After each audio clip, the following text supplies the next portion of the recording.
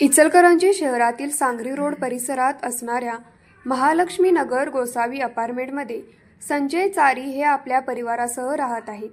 ते कामानिमित्त गावी गेले असता अज्ञात चोरट्याने त्यांच्या घराचा कडी-कोंडा तोडून घरातील चांदीच्या समई, चांदीच्या वाट्या, चांदीचे ग्लास व रोख रक्कम 40,000 असा सुमारे 5,90,000 रुपयांचा मुद्देमाल लंपास केला।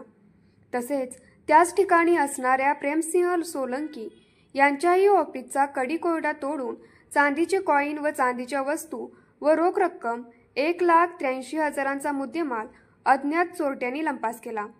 त्याच ठिकाणी राहणाऱ्या एका व्यक्तीने या घटनेची माहिती दोन्ही कुटुंबातील लोकांना व पोलिसांना दिली। पोलीस निरीक्षक प्रवीण खानापुरे, डीवायएसपी समीर साळवे यांनी घटनास्थळी येऊन पाहणी केली। अज्ञात चोरट्याने या दोन्ही फ्लॅटमधील सुमारे 8 लाख रुपयांचा मुद्देमाल लंपास केला आहे।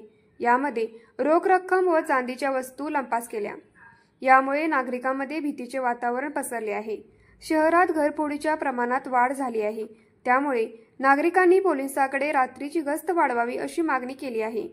घटनास्थळी डीवायएसपी समीरसिंह साळवे, पोलीस निरीक्षक प्रवीण खानापुरे व डीबी पथकाच्या प्रमुखांनी पाहणी करून तपास सुरू केला आहे। या घटनेची नोंद गावभाग पोलीस ठाण्यात झाली आहे। न्यूज मराठी 24 साठी विनोद शिंगे, कुंभोज।